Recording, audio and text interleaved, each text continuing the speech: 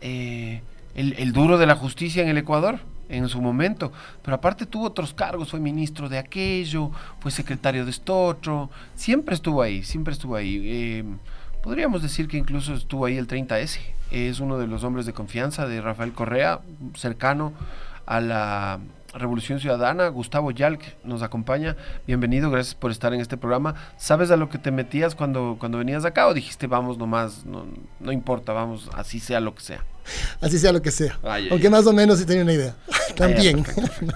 no completa, pero una idea buena. Gracias por la invitación, Kike, de verdad un gusto estar en tu programa. Sí te he seguido, uno se informa y también se divierte y también tiene datos interesantes como el de hace un rato de las promociones del Día del Padre. Pero yo no informo por si acaso. Aquí este programa no comentas, sí, es más opinión, más sí, trato de hacerme el chistoso a ratos, a la gente le parece agrio, pero hacemos nuestro mejor esfuerzo. Eso siempre les digo. Puede no gustarles este programa, pero yo dejo todo en la cancha. Ahí ustedes sabrán juzgarme. Abuelito. El abuelito da fe. Gustavo, quería empezar con una pregunta de cajón. ¿Por qué en este país siempre, y este dicho es como, quizás no te guste tanto, pero ¿por qué siempre le metemos la mano a la justicia? ¿Por qué todos le quieren meter la mano a la justicia? ¿Por qué es necesario meterle la mano a la justicia? Sin ser peyorativo con el término, ¿no? Sí, claro, porque lo puedes abordar desde varias perspectivas. De hecho, inicialmente quizás esa expresión, quizás no tan afortunada, sinceramente, pero tenía una intención de graficar la necesidad de un cambio en la justicia. Luego otros hicieron de eso un eslogan para afectar la imagen del gobierno del presidente Rafael Correa. A ti se te acusó de meterle las manos a la justicia. Así es, hasta ahora no lo prueban, ¿no? Un montón de veces dijeron. Así es, pero no hay ninguna afirmación real.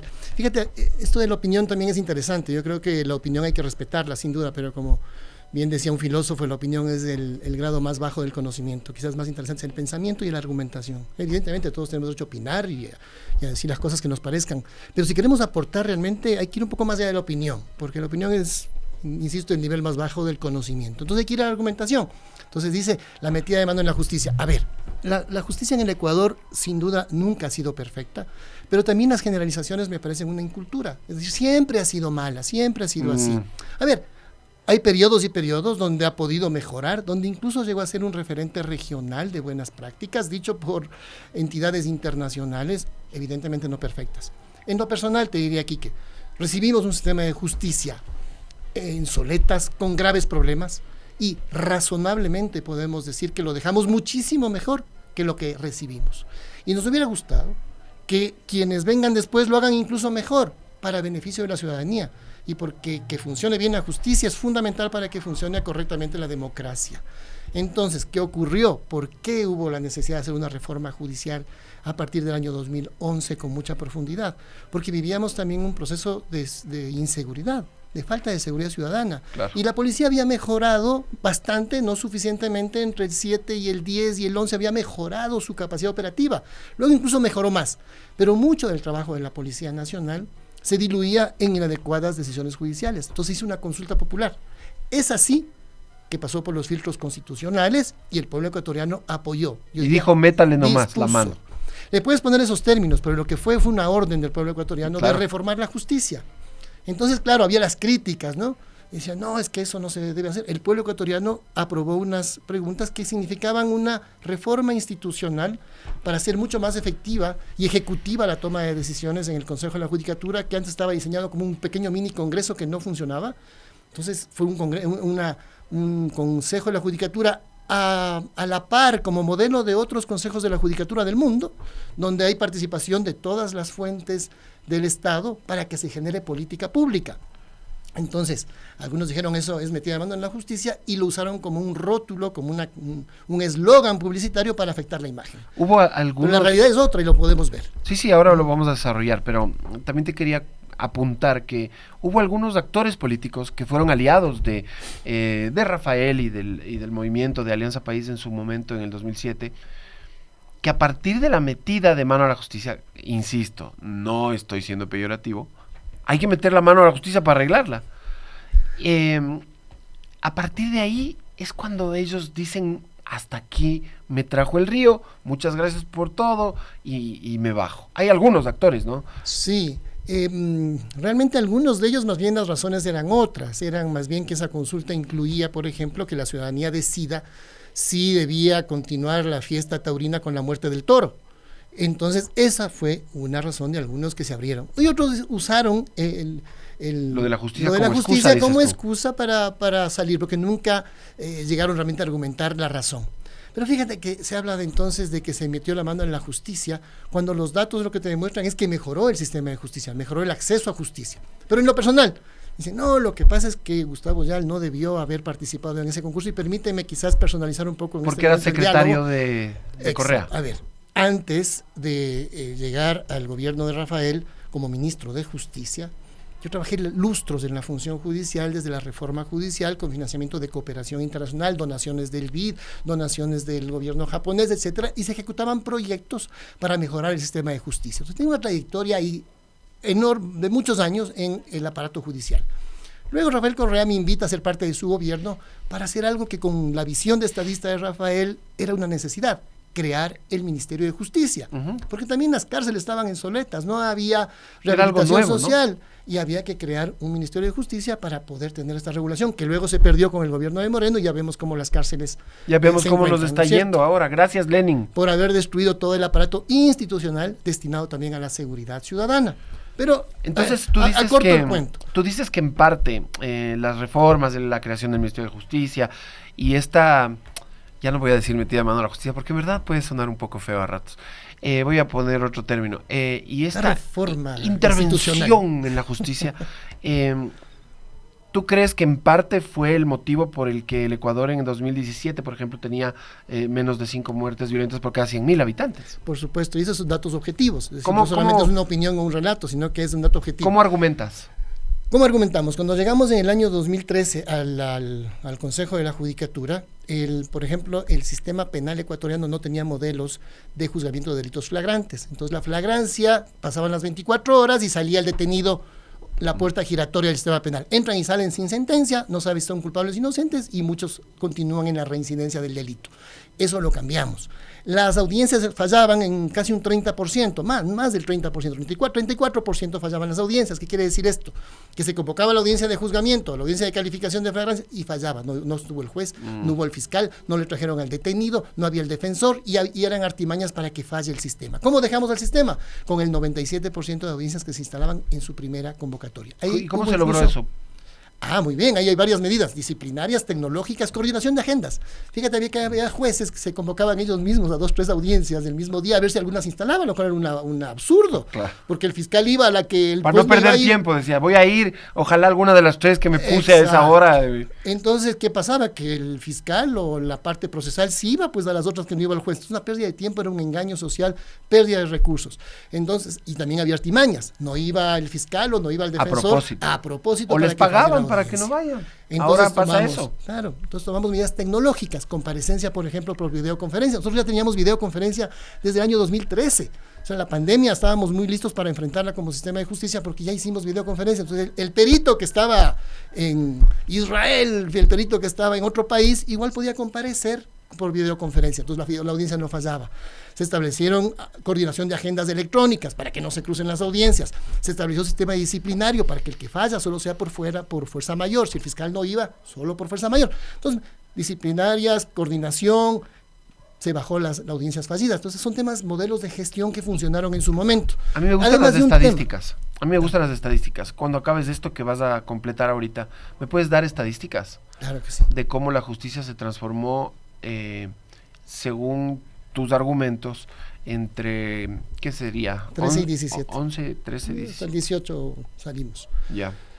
A ver, mira, por ejemplo, te iba a dar un dato adicional que es de fondo en relación a tu pregunta anterior. Es el tema de los homicidios. En el Ecuador, apenas del 25 hasta promedio 30% de homicidios llegaban a sentencia, los homicidios judicializados. Es un nivel de impunidad bárbaro. O sea, 7 de cada 10 personas que mataban.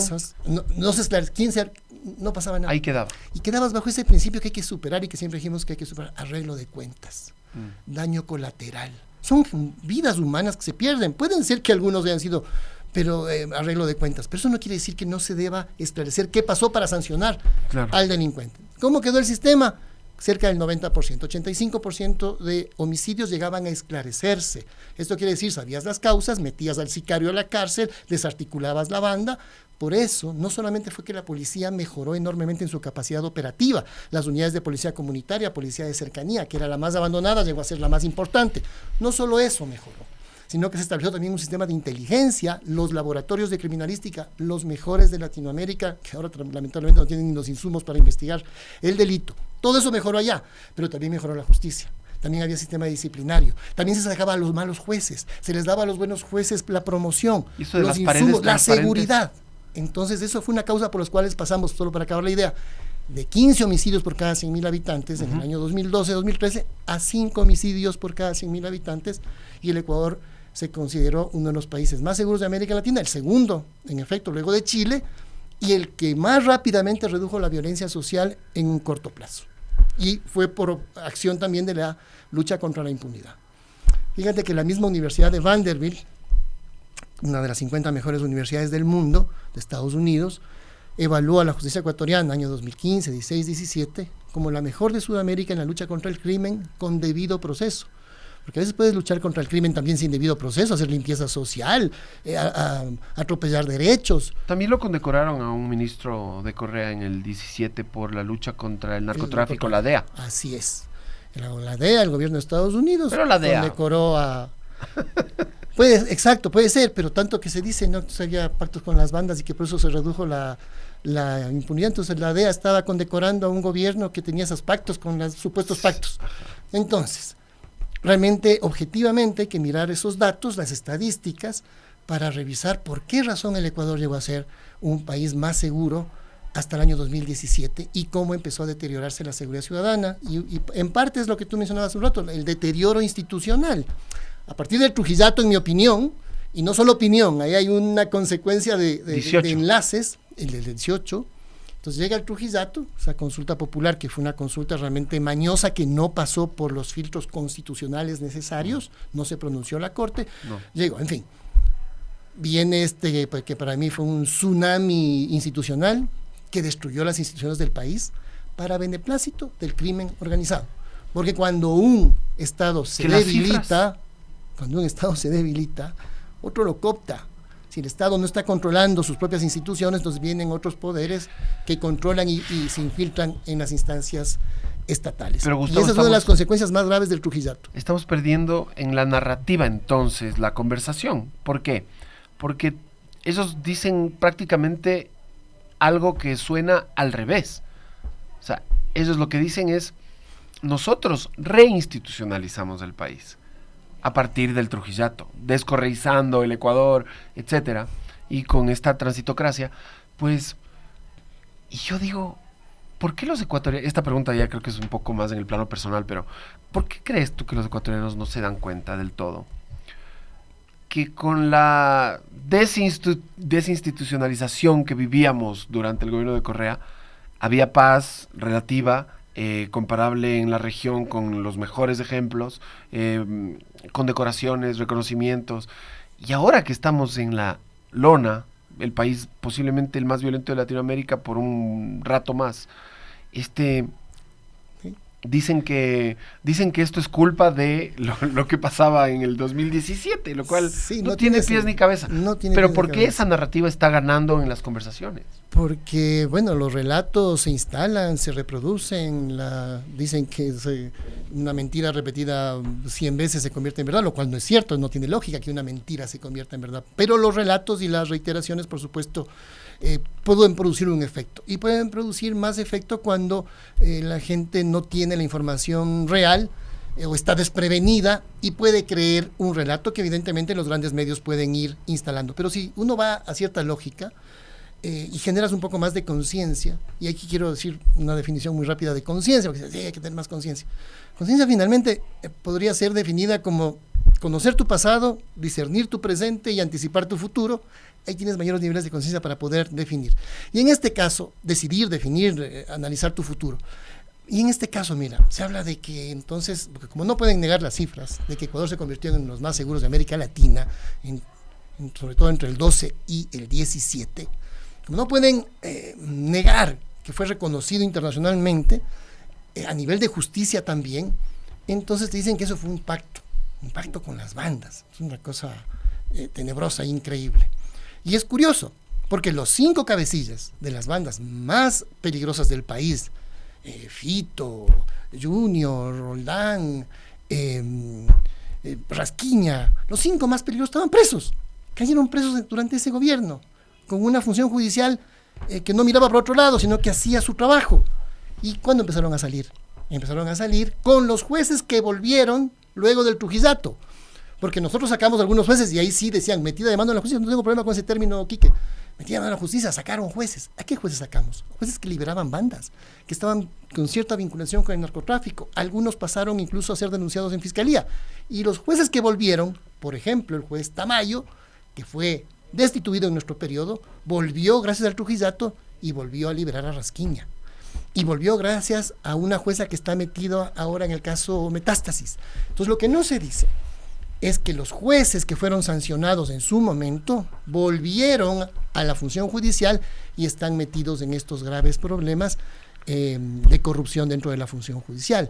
Entonces se deteriora todo esto. Se dice que hubo un pacto con las bandas, pero a ver, ¿quién tiene pacto con las bandas? ¿Quién impedía que entren armas a las cárceles? En nuestra época no entraban ni cigarrillos, que había un control muy fuerte, se puso tecnología. O quienes dejan que entren a las cárceles de todo, armas de grueso calibre, se puedan comunicar. Mira, pero si tienen hasta tilapias, ¿cómo era? Una piscina de tilapias, chanchos. Mira, un privado de libertad sin celular no es más que un privado de libertad al cual hay que mantenerlo controlado, pero con su dignidad a salvo. Pero no es nada más que eso en términos de operatividad. Claro. Pero el rato que tiene un celular en la mano, comunicación, internet, pues ya no solamente es un privado de libertad, es un delincuente activo. Claro. Que se lo sacó de su operatividad, pero pues, salió de las calles, pero sigue operando. Entonces, ¿quiénes tuvieron pacto con las bandas? ¿Quiénes repartieron los pabellones o quienes teníamos una rectoría real dentro de las cárceles? Pero, por supuesto, también un gobierno humanista también desarrollaba no solo políticas de seguridad dentro de las cárceles, que es lo primero para poder desarrollar otras, que también eran la rehabilitación social, porque son personas que están bajo la responsabilidad del Estado. Y luego vimos todas las masacres, más de 500 muertos en los últimos años en las masacres carcelarias en el país. ¿Por qué pasó eso, güey? ¿Cuál es la explicación? A ver, porque si tuvieras que decirlo en un aula de clases. Porque ahí puede haber existido realmente una visión errada. Yo no voy a ponerme a elucubrar en temas dolosos. Pero es una visión torpe, errada, yo diría que es idiota, de pensar que si pones a los chonequiles en un pabellón, pones a las águilas en otro pabellón, entonces eso va a ser una paz interna. Y lo que hicieron fue fortalecer a las bandas. O sea, separarlas por bandas. Eso hicieron. Claro. Eso hicieron. Entonces le entregaron básicamente el poder a cada banda dentro del sistema penitenciario. Tú este pabellón, tú este pabellón, tú este pabellón. Eso es pacto con las bandas, pues.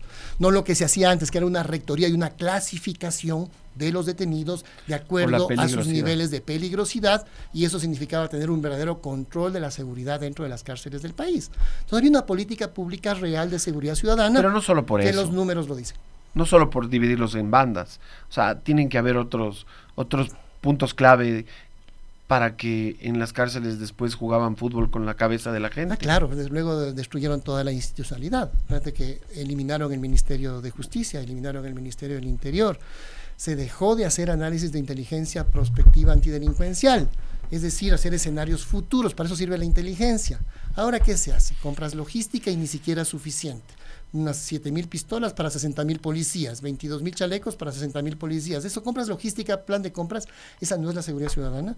La seguridad ciudadana es la desarticulación de las bandas, y eso lo haces principalmente con inteligencia antidelincuencial, con la cobertura judicial pertinente y la desarticulación de las bandas. Eso es lo que produjo unos resultados exitosos, adecuados, durante el periodo de la Revolución Ciudadana, de seguridad ciudadana, que es una de las responsabilidades más importantes de cualquier gobierno. Pero ¿cómo alguien puede tomar ese tipo de decisiones? Que van a irse en contra de los intereses de seguridad de cárceles del Ecuador, o que van a terminar en estas matanzas increíbles. Una vez se murieron casi 200. 200 de una sola matanza. Entonces, ¿cómo alguien puede hacer eso a propósito? ¿Cómo podemos elegir gobernantes que puedan llegar a tomar esas decisiones y a dejar el país a la deriva O sea, lo que estoy tratando de preguntar es, ¿por qué? ¿Por qué podemos llegar a ese punto? Porque también responde a una visión ideológica de ese Estado diminuto, que no cubre y no se ocupa de las necesidades de la gente y del bien común. Y también a una visión no solo torpe, ya inhumana, de que hay que se maten, no son solo delincuentes, hay que se maten entre ellos. Pues negligencia. En el Ecuador, es una negligencia ya al extremo, ¿no? Ya en la que básicamente sí puedes llegar al tema de, pero es que ellos tienen una visión dolosa. Es que ellos tienen otra ideología, ¿no? Ellos creen que la empresa privada debe intervenir, pero bueno, entonces era que privaticen las cárceles y que las hagan, pero por lo menos igual de efectivas que eran antes. Exacto. A ver, por lo menos porque eso hubiera sido ideológicamente aceptable, decir, bueno, si ustedes ganaron la elección, bueno, aunque Lenín Moreno no ganó la elección diciendo la verdad, pero en el caso de los demás o de Moreno ya después de que se dedicó a lo que se dedicó, yo creo que por lo menos, oiga, si nos quiere vender otro modelo, que funcione el maldito modelo, perdón por lo de modelo. Claro, porque se pueden discutir finalmente los modelos, siempre y cuando estén adecuados al cumplimiento de los fines, y los fines se los mide también sobre la base de estadísticas que son fundamentales. Entonces, si recibiste un país en el año 2018 con 5 homicidios por cada 100.000 habitantes, por lo menos no lo levantes. Entonces, por lo menos manténlo. Exacto. Por lo menos mantén que se quede en 5, pero llegamos a 45. Hoy se ha bajado un poco. Ellos dijeron que se bajaron el 99%, una barbaridad. Luego dijeron que corrigieron al 27%. Realmente esa reducción es de apenas del 17%. Entonces, claro, en ese contexto, si hemos bajado y estamos en 38, si seguimos esa cifra. A fin de año era como 36, 38. Pero es una barbaridad. No, pues o sea, seguimos siendo los peores de América vanguardia. Latina. Entonces, pero ya nos conformamos con eso y eso es terrible también. Eso sí es un tema pero es ciudadano muy importante. Eso no te quería puedes preguntar. Conformar con 38. Pero no se puede bajar tan de golpe. Se puede hacer reducciones importantes inicialmente. Mira, es más fácil sin duda bajar de 25 a 20, a 15, de ahí es duro bajar. Claro, claro. Y luego, pero ya cuando estás en 8 es duro bajar, pero se logró bajar a 5 y la perspectiva bajar a 3. Entonces, si tienes una constancia y una dirección. Pero en 6 meses. En 6 meses. Hablando específicamente no se ha reducido realmente. ¿Sabes lo que ha pasado? Que se ha desplazado el delito. Que es el efecto globo que llama la policía. Cuando tú solamente atacas el tema superficial de con un patrullaje o un estado de excepción. Están un poco acorralados. En ese momento, claro, se paraliza el tema durante el estado de excepción. Y luego la delincuencia fluye también, pues se reubica, se va a otro barrio, se va a otro cantón, a otra provincia, es el efecto globo. Aplastas aquí, se levanta allá. Porque el tema es más estructural, por supuesto. Es por un lado inteligencia para desarticular la banda, pero evidentemente el tema de seguridad tiene que tener una visión integral. Claro que es capacidad operativa de la policía, claro que es lucha contra la impunidad, pero la seguridad preventiva es acceso a educación, es acceso a trabajo, es eliminar las desigualdades indecentes que tiene el país y Latinoamérica, es tener realmente oportunidades de trabajo. Esos son los temas preventivos que tienen una hilación directa con el tema de seguridad. Y por supuesto la inteligencia antidelincuencial, la capacidad operativa de la policía y la lucha contra la impunidad para que no tengas ese círculo vicioso del que entra, sale sin sentencia y por lo tanto no se aplica la norma y el derecho. Entonces la visión integral de seguridad no tenemos, no existe, el plan Fénix es apenas un letrero. Fíjate que en el PAI, Plan Anual de Inversiones, hay en inteligencia un rubro importante. ¿Sabes cuánto han ejecutado? Cero en inteligencia este gobierno. Es decir, hacen un estado de excepción, pero si no han invertido nada en inteligencia, entonces no conocen adecuadamente cómo se mueve la delincuencia y cómo pueden desarticularla, cómo pueden romper incluso sus formas de financiamiento. No hay inteligencia antidelincuencial. En el PAI consta ahí. Ofrecieron 2 cárceles, ¿no? Digamos que las cárceles son necesarias y que el hacinamiento, ofrecieron 2 cárceles. Vámonos al ofrecimiento en campaña de Noboa. Dijo, 2 cárceles inmediatas se va a construir.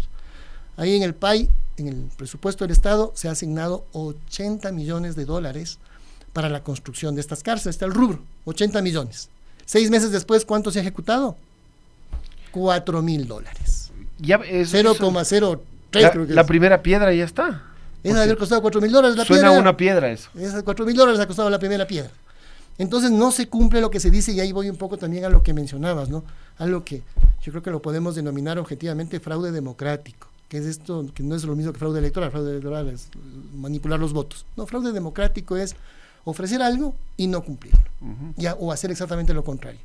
Y el Ecuador, desde pero estamos la época de Moreno, es un fraude democrático. A ver, pero esa sí es parte de esa conciencia que debemos tener, si le vamos a dar o no valor a nuestro voto. Porque se vota, pero no se elige al final. Pues. O sea, votamos, pero no elegimos. O sea, que sea lo que sea. Pato Gallareta, como se dice. No, o sea, tenemos que votar por algo que debemos luego valorar y exigir que se cumpla. Lo de Moreno es evidentemente clamoroso. La gente votó por la continuidad de una visión de Estado, de un modelo de Estado, del bien común, del desarrollo humano, de la eficiencia del Estado real. Continuar con eso. Bueno, Moreno traicionó todo aquello, hizo el plan de gobierno más bien de la oposición, descarriló al país, vino el trujillato, se deteriora el Estado, se debilita, rompe toda la institucionalidad. Y viene Lasso y también ofrece resolver los problemas del país en 100 minutos, en no usar el avión presidencial, en dar becas, en fin, y hace exactamente lo contrario de lo que ofreció. Es decir, la gente vota, pero no elige. Y Noboa hace lo mismo. ¿Cómo crees que va la credibilidad de Noboa? Hoy en la mañana un analista decía que no se podrá mantener tanto a flote con tantas mentiras. Sí. Es decir, que está acumulándolas. Y que eso tarde o temprano le puede explotar en la cara. A ver, que hay una fórmula que no recuerdo su autor realmente, pero que dice, se puede engañar a algunos algún tiempo, se puede engañar incluso a muchos mucho tiempo, pero no se puede engañar a todos todo el tiempo. Y esto es una realidad, porque al final sí hay un gran marketing, hay un uso de las nuevas formas políticas, de comunicación política, un tiempo puede funcionar.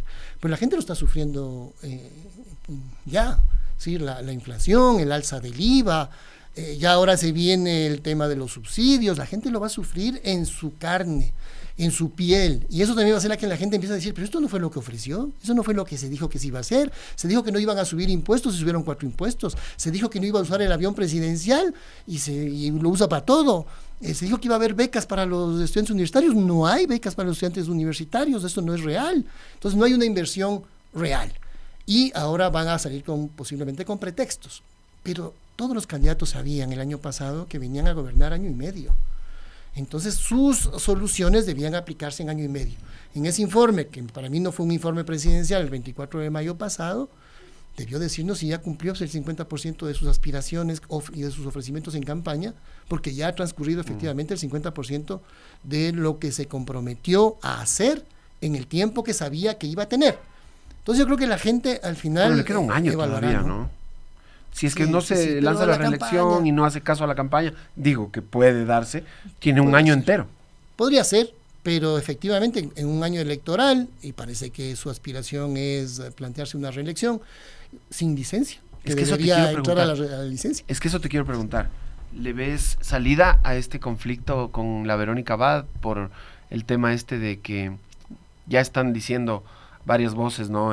Centeno, Torres y algún otro y los medios, de que Verónica Abad es correísta y que ella lo que busca es el retorno de Correa y que es una barbaridad, pero la repito porque me parece gracioso que estén poniendo a Abad como la pieza que le va a poner el pie a Noboa, cuando él mismo la puso ahí. En teoría, con su aval, ella participa de las elecciones en 2023. Mira, eso también es ¿Cómo va a terminar esa novela? Primero te digo, me parece que esto es parte de cierta incultura política, de ciertos movimientos. Creo que la gente también debe valorar aquello, ¿no? O sea, es este movimiento ADN, que es una improvisación absoluta, en el gobierno es improvisación absoluta, los ministros manifiestan una gran improvisación y desconocimiento, específicamente con el binomio. Entonces Noboa escogió a alguien que no sabía. Yo creo que piensan igual los dos. Yo creo que los dos piensan idéntico. Ahora él dice que era de centro izquierda en la campaña. Él es tan libertario como la señora Abad. De eso estoy convencido. Medio tapiñado Noboa, pero igual que... Porque 120,000 migrantes para no regresar en los 6 meses. Esa visión neoliberal la tienen los dos, son unos libertarios ambos. Pero se han peleado por temas de poder, no de ideología, temas de poder. Pero en ideología son igualitos los dos.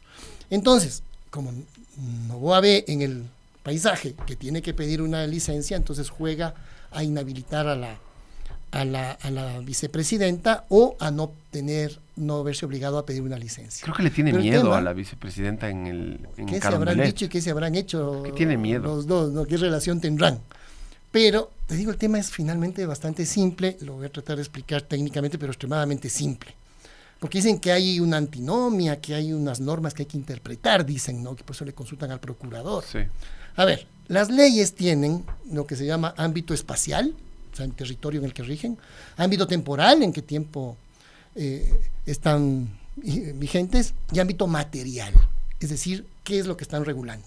Si no chocan en ningún lado, ni en lo material, ni en lo temporal, ni en lo espacial, no tienes problema de interpretación ni antinomias. No hay que discutir. Hay que discutir. Antinomia, ¿qué palabra? Esa palabra me imagino que significa O sea, que que chocan dos las leyes normas, se cruzan. Se cruzan ahí, Ya, exacto. Anomia es peor, desde que hay tiempo hablamos de la anomia, que es peor que una enfermedad social, de eso de que las leyes no tengan contenido. Entonces, espérate, Que no explico signifiquen nada. Que no signifiquen nada, es la anomia. Y estamos viviendo eso en Sí. el país. O sea, las leyes están ahí, pero su contenido no significa nada. Es No una enfermedad sabemos. social y eso Madre. hay que curarse de eso. Y la gente, como quiere sobrevivir, ya no diferencia lo legal de lo ilegal. Sí, y también es por el temor. Si hay tiempo también ¿Temor a hablamos de eso. Entonces, ¿qué sucede aquí?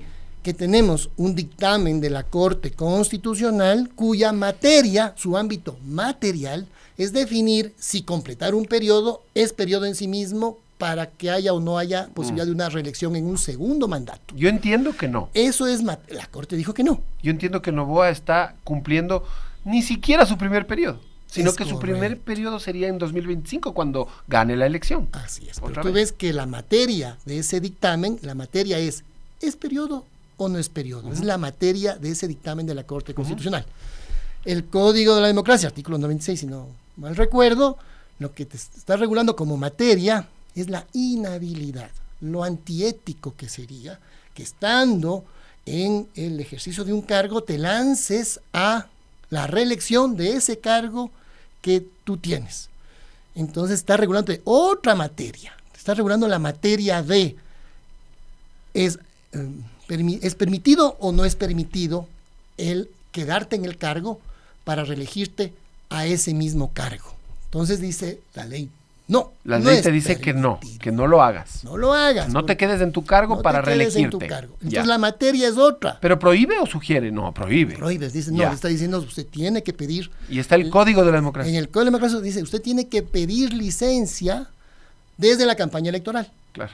Eso te diría, no desde la inscripción de la candidatura. Entonces, ¿dónde Desde está la campaña. confusión? Es lo que te digo, es tan simple como eso, son materias distintas que regulan, un dictamen de la Corte Constitucional regula la definición de periodos, materia completamente distinta a la inhabilidad que está marcando el Código de la Democracia a quedarte en el cargo. Eso sería un delito electoral, finalmente. Lo que Entonces tendrían le que- consultan al procurador diciendo que es un tema de mera legalidad, y no es un tema de mera legalidad, finalmente. Si para alguien le parece oscuro algo que para mí es extremadamente claro, Sí.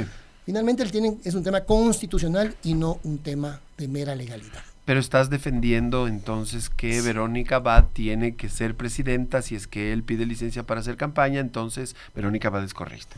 Eso es parte de la anomia que hablábamos un rato, ¿no? Esto de esta enfermedad social de que entonces las normas no hay que respetarlas porque hay que aplicarlas exacto. dependiendo la persona a las cuales se trate, y el derecho hay que aplicarlo éticamente. ¿Y qué quiere decir éticamente? Sin hacer distinción de temas políticos, raciales, Claro. económicos. Ese es el Estado de Derecho, la igualdad ante la ley, igual sea quien sea. Sí, yo le decía Entonces, una la vez a señora alguien. Abad ya sabemos lo que pienso de ella, creo que es una libertaria igualita que no aparte. Sí. Pero eso no quiere decir que tengamos que respetar las leyes porque la señora no nos cae bien.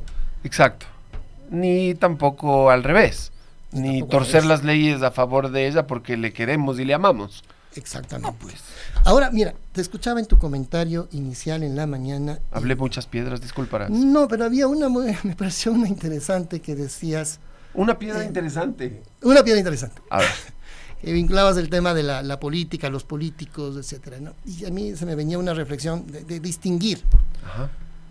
Se me acordé. Tú decías, es que la derecha no es el templo, no decías, La izquierda. La izquierda no es el templo, y también en la derecha puede haber gente buena, en fin, o ideas, algo Sí, así. algún algo derechoso así. bueno ha de haber. Algo así era la piedra.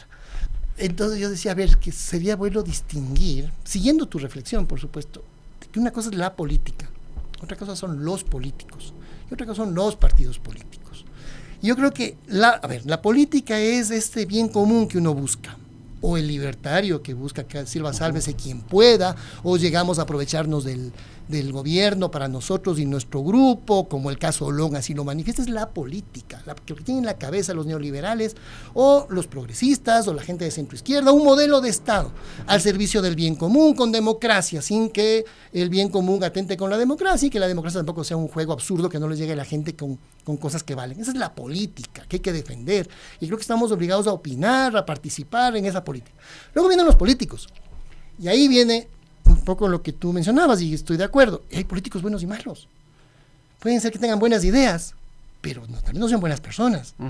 Entonces hay que distinguir la política, que no se vuelve mala porque haya malos políticos. Son ellos que tienen que responder por sus propios actos. Porque si no todo es malo, entonces. Y pueden haber buenas personas que tienen unas ideas de derecha, tal vez hasta de buena fe, pero que están ahondando las indecentes desigualdades en la sociedad y que están provocando más violencia social, y quizás ni siquiera lo ven desde una perspectiva de honestidad. Gente que lo hace con mala fe, lo hace para beneficiarse. Normalmente, en mi opinión, la derecha así lo hace. Y los partidos políticos son medios, no son fines en sí mismos. Entonces no es el partido político y su logotipo lo que importa, ese es un medio para discutir y perfeccionar la política. Y creo que ahí habría que distinguir, hacer juicios de valor, si la política es buena o mala, si las personas que lo representan son consecuentes o no, o están engañando, y si el partido político internamente es democrático o no. Pero esa distinción se me venía a la cabeza escuchándote en la mañana de hoy. Sí, totalmente de acuerdo. Entonces, una piedra que le ha llegado a Gustavo Yalc en esta mañana. Que he valorado. Tenemos unos últimos minutitos, un par de minutitos, para despedir. Quería preguntarte, ¿ha sonado tu nombre para ser el presidenciable? No puedo edulcorar esa pregunta. Te han puesto ahí con Diego Borja, con, no sé, Verduga, el otro Verduga, la Luisa, el Andrés Arauz. Tu nombre ha sonado. ¿Cuál es tu...? Porque yo siento que si haces una gira de medios es porque estás testeando a ver qué tal te recibe la audiencia. ¿Te ves de presidente de la República? A ver, mira, yo también he escuchado mi nombre. Sí he escuchado también. Menos mal, porque al menos tengo testigos. Sí, también he escuchado mi nombre, y por supuesto que es un honor escucharlo en sí mismo. Por supuesto, halago, honor. Me parece a mí que es un honor, sobre todo, escuchar. Se ha trabajado, ha habido una trayectoria, ha habido persecución espantosa también, en fin. Pero tú nunca te fuiste a ningún lado. No. La persecución es para otro almuerzo, como si ese es otro programa entero. Pero nunca estuviste preso con grillete, no, fuera del país. No, pero evidentemente con el Estado lanzado encima a investigar todo lo que has hecho, toda tu vida, la Contraloría, etcétera. Todo hemos respondido, no han podido ni inventarse. En otros casos se han inventado cosas, en nuestro caso ni siquiera se han podido inventar. Evidentemente, ojalá que ahora no se inventen nada, ¿no? Ahora que uno está saliendo en medios, uno nunca sabe. ¿Y por qué crees que nunca te inventaron nada? Porque de verdad hicimos un trabajo muy, muy preciso, de mucha presión, esa puede ser una razón, y porque siempre estuvimos enfrentando las cosas con la verdad. Y en otros casos, evidentemente, personajes más expuestos en su momento les cayeron con todo y les inventaron cosas y les sacaron sentencias en 17 días en casación, como a Rafael Correa, solo para inhabilitarlo como candidato a la presidencia. Eso es meterle mano realmente a la justicia. Y esos ejemplos tú no vas a encontrar en nuestro periodo. No vas a encontrar ninguno. Por cierto, dicen, el caso del Universo. El caso del Universo fue en el año 2011, de paso lo digo. Y yo llegué en el año 2013 al Consejo de la Judicatura. De una vez lo digo, porque siempre me sacan el mismo ejemplo, que no corresponde a mi periodo y que habría que analizarlo en detalle, porque incluso ahí el calumniado, el afectado, el presidente Correa, perdonó al calumniador y no cobró ni un centavo, que tenía que contar la historia completa. Sí, claro. Pero volviendo al tema, la metida de mano en la justicia más bien lo hacen quienes dijeron que otros lo habían hecho y que realmente no lo hicieron. Pero no evado tu pregunta. Entonces, evidentemente es un honor estar mencionado, y es más un honor estar mencionado en gente tan competente y que podrían representar también a la Revolución Ciudadana y al progresismo en el país, como Luisa, como Pavel, como Paola, como Aquiles, como Marcela Guiñaga, como Abraham Verduga, como Diego Borja. O sea, oye, es más honor todavía que te mencionen dentro de un abanico de personas de estas características. Pero no rehuyes. A ver, mira, creo que hay un proceso de toma de decisiones, porque no se trata de rehuir. Sí, pero si mañana se trata de abrazar una causa. Pero si mañana te dicen, ve, Gustavo, verás, estábamos votando y ñaño, estás ahí. Estás en la final de la Copa Libertadores. Yo estoy seguro que antes Vas de a ir a esas jugarla, definiciones, antes de esas definiciones, Quique, sin duda, y eso es lo que se está haciendo, y en eso yo creo que estoy aportando y se puede aportar, es la definición a dónde vamos, es la definición del plan de trabajo. Porque no se trata, eso es primero, sí. Porque mira, incluso dentro del progresismo pasa mucho, y creo que hay que superarlo, eso de dónde vienes, tú eres más de izquierda, menos de izquierda, en qué barrio naciste, pero pensaste esto. A ver, creo que es bueno preguntarse de dónde vienes, pero es más importante preguntarse a dónde vamos. Y creo que eso puede generar una unidad muchísimo más amplia a nivel del progresismo. Hay que entender que lo que se viene no es pongo a quien sea y se gana, o alguien decía pongo un cono y gano. No se trata así, no se trata de eso. Trata realmente de una coyuntura muy compleja, sí, donde tienes medios de comunicación, tienes a un posible candidato en el poder, a las instituciones en el poder, en esa línea política. Entonces va a ser muy complicado. Y creo que ahí debe haber un gran nivel de conciencia de una gran unidad. Y esa gran unidad se hace en función de cuál es el destino al cual vamos. Porque creo que la gente finalmente debe comprometerse, más que con un candidato, con la idea, con la misión, con la visión. ¿A dónde vamos? Estás rehuyendo a mi pregunta. No, porque creo que en función de eso habrá una toma de decisión. Además, y eso sí termino la idea, además de todo esto, hay procesos democráticos internos. Entonces, como te dije, política, políticos y partidos políticos, y dentro hay procesos democráticos internos. Pero te someterías en un proceso democrático interno a estar en una lista ahí de... Obviamente. Sí, claro, si hay los apoyos mínimos suficientes para así hacerlo, claro. Por supuesto que así tiene que ser, pero hay estos procesos internos que tendrán que decantarse en su momento. Bueno, y mi última pregunta, ¿eres ecuatoriano? Sí, claro. ¿Nacido en Ecuador? Nacido en Ecuador. ¿Dónde? Nací en Guayaquil. ¿Y de dónde es tu familia? Mi Porque padre, tu apellido no es muy ecuatoriano, claro. No suena muy ecuatoriano. Sí, no, mi padre es libanés, mi padre es bajado del barco, mi padre vino en barco en los años 50 a Ecuador, realmente a encontrarse con su padre, con mi abuelo, que había venido luego de la Segunda Guerra Mundial, tenía un negocio en Manta, la típica de los libaneses, tenía una venta de telas y de camisas en Manta, y mi abuelo se regresaba al Líbano. Mi padre vino a verlo para regresarse juntos, pero mi padre se quedó. Conoció a mi madre, Manavita, y se quedó a vivir en Manta. Mis dos hermanos nacieron en Manta, yo nací en Guayaquil. ¿Y ahora cómo está Manta? Mi otra hermana también en Guayaquil, y Manta está... qué dolor. Y luego vinimos a vivir a Quito, yo crecí en Quito finalmente. ¿Por qué no puede intervenir la costa? Bueno, eso ya quedó para otro día, porque si no me bajan la lámpara aquí. Agradezco a Gustavo Yalc, expresidente de la Judicatura, ¿no? Sí, no te conté cómo llegué. Símbolo, ¿no? Fíjate que te iba a contar. Y ha publicado un libro, donde cuenta todo. Así es. Se llama La transformación de la justicia en el Ecuador, una realidad medible. Gustavo Yalc. Pero esto no ha de ser opinión. Esto es pura data y puro argumento, como le gusta a él. Sí. Oye, un día te cuento también cómo llegué al Consejo de la Judicatura, porque todo el mundo dice, Rafael Correa te envió al Consejo de la Judicatura. Falso, Rafael no quería que me vaya al Consejo de la Judicatura. No quería que me vaya. Te fuiste contra él, a pesar de Correa. Sí, porque él me pedía que me quede más bien dentro de su gabinete, claro. Y yo, como había trabajado tanto en la reforma judicial muchos años, quería participar en el Consejo de la Judicatura, porque vi ahí sí el contexto adecuado para poder trabajar y poder implementar todo aquello que en su momento se diseñó y se soñó. Participé en un proceso con la Corte Nacional, porque el doctor Carlos Ramírez me conocía de la época de Projusticia, habíamos trabajado juntos muchos años, y yo le presenté un plan de trabajo.